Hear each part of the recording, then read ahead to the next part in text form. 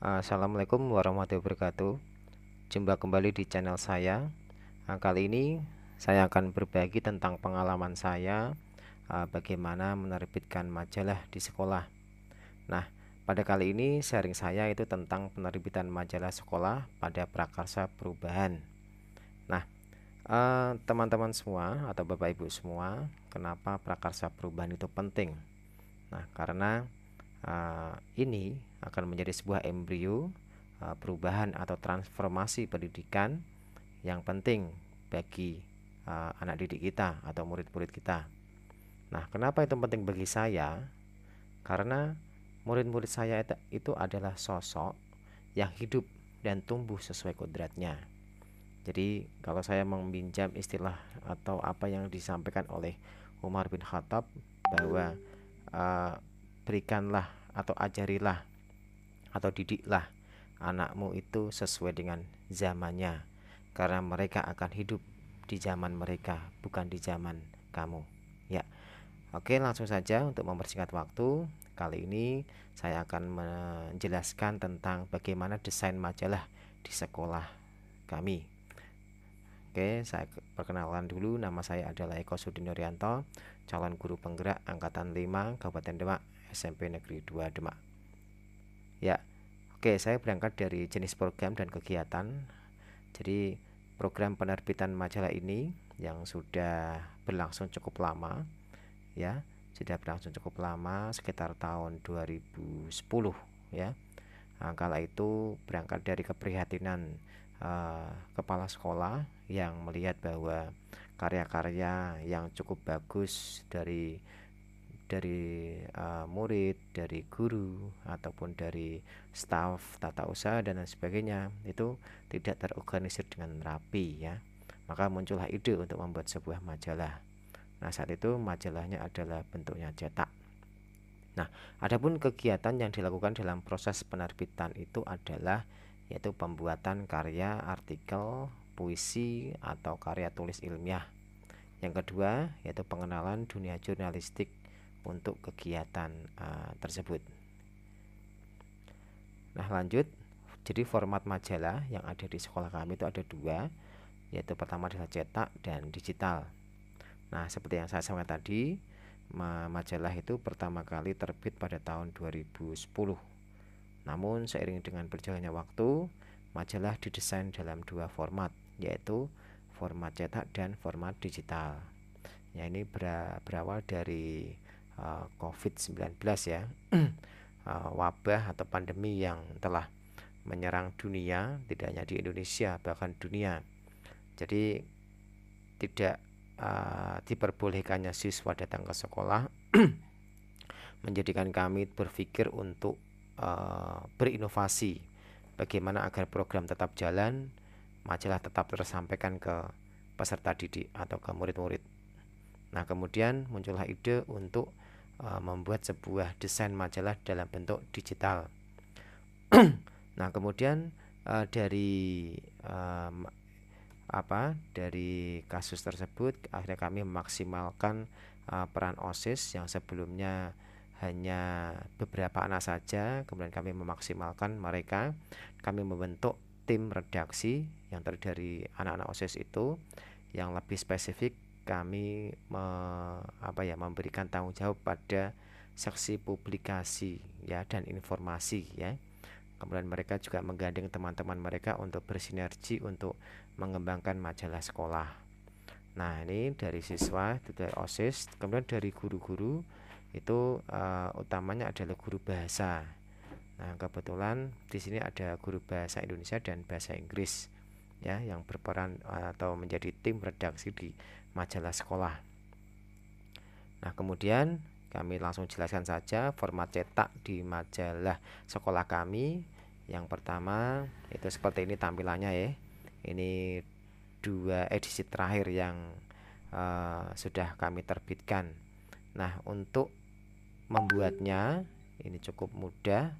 Jadi teman-teman atau Bapak Ibu pasti sudah mengenal dengan ini, ya, sebuah software yang sudah sering kita gunakan, ya. Bahkan di setiap laptop pun ada Microsoft Word. Jadi kita membuatnya dengan Microsoft Word ya. Bisa juga kita menggunakan Photoshop atau Corel Draw. Tapi meskipun dengan Microsoft Word, tapi kalau kita punya skill atau kemampuan desain yang cukup bagus, maka kita akan menghasilkan karya yang luar biasa meskipun hanya menggunakan Microsoft Word saja. Nah, ini software yang digunakan adalah Microsoft Word itu sendiri, Photoshop atau Corel Draw, ya. Nah, kemudian sekarang desain kontennya. Nah, bagaimana kita mendesain kontennya? Tentunya kita akan mengcompile dulu, kita akan mengorganisir dulu, mengumpulkan karya-karya dari anak-anak, kemudian kita mendesainnya dalam bentuk majalah di Microsoft Word.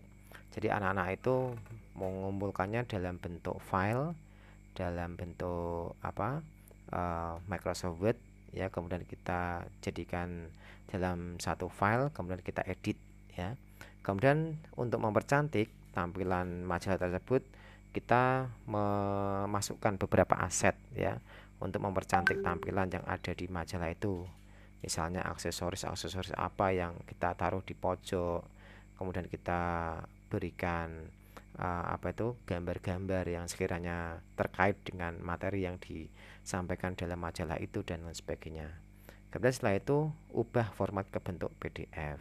Nah, kenapa diubah di bentuk PDF? Karena ketika ini disampaikan ke pihak percetakan, tidak akan mengubah bentuk font ataupun tampilan yang nanti bisa mengubah ukuran ataupun jumlah lembar yang sudah kita buat sejak awal, ya. Oke, itu bentuk sederhananya, ya. Nah, kemudian ini kalau tadi kan kita desain kontennya, ya. Nah, sekarang kita kalau covernya itu kita jelas menggunakan software yang berbeda dengan yang tadi. Kalau tadi kan Microsoft Word, ya. Nah, sekarang kita menggunakan Adobe Photoshop atau Corel Draw. Kalau saya sering menggunakan Adobe Photoshop, ya. Tapi tidak tergantung, ya, tergantung istilahnya kebiasaan, ya. Kalau kita menggunakan Photoshop, ya, kita akan nyaman, tapi kalau kita menggunakan Corel Draw, ya silakan. Ini tergantung pilihan dari teman-teman semua atau Bapak Ibu semua. Nah, kemudian kalau misalnya kita berangkat dari desain yang istilahnya kita bukan background pendidikan desain grafis, ya, kita bisa mencari referensi atau tampilan cover majalah yang diminati oleh murid, dan saya yakin ini banyak sekali sudah ada di Google, ya, atau di internet. Nah, kemudian kalau sudah selesai, mungkin tampilannya sedemikian rupa, ya, yang ada di sebelah kanan ini. Itu kita simpan file dalam bentuk JPEG, ya, JPG, dalam bentuk gambar, ya. Jadi nanti perpaduan antara warna itu juga mempengaruhi tampilan, ya. Jadi komposisi warna jadi merah gabung dengan hitam, gabung dengan kuning, apakah layak apa enggak.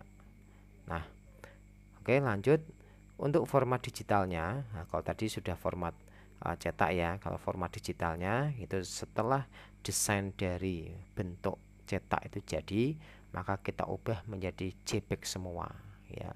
JPEG semua, jadi format gambar semua.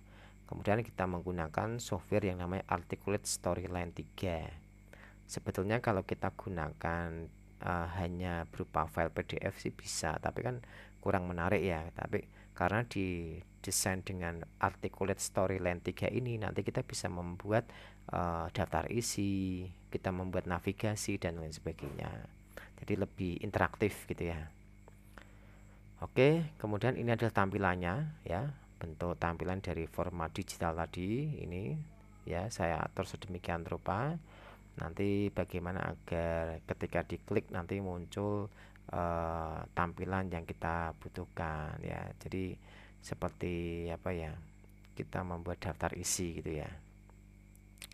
Nah, ini tampilan dari format PC, ya. Jadi saya juga ini membuat sebuah solusi bagaimana ketika format digital itu dibuat.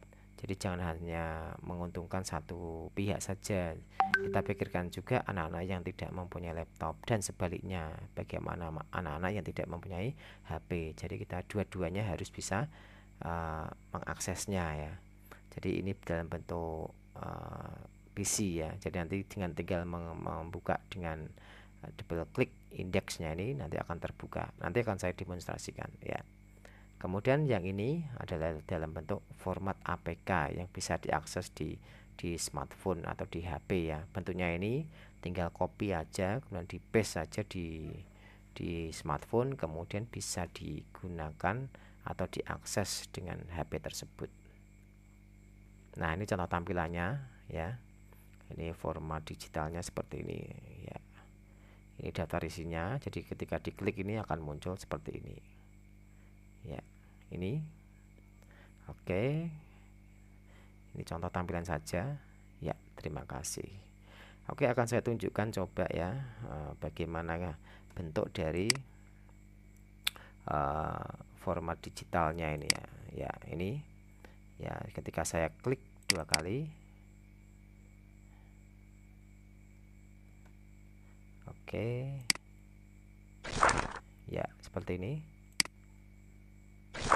ya. Ini ketika kita klik apa itu bentuk maaf, bukan bentuk ya, daftar isinya kan kelihatan. Ini kita mau apa, misalnya nomor 1 fenomena UN ke AKM, ini daftar isinya. Kalau saya mau ke angka 12, angka 12 itu tentang kartun karya siswa, saya klik aja. Nah, seperti ini ya. Nah, kemudian kita klik lagi misalnya ya, itu aja. Oke, itu aja yang dapat saya sampaikan. Kurang lebihnya saya mohon maaf. Assalamualaikum warahmatullahi wabarakatuh.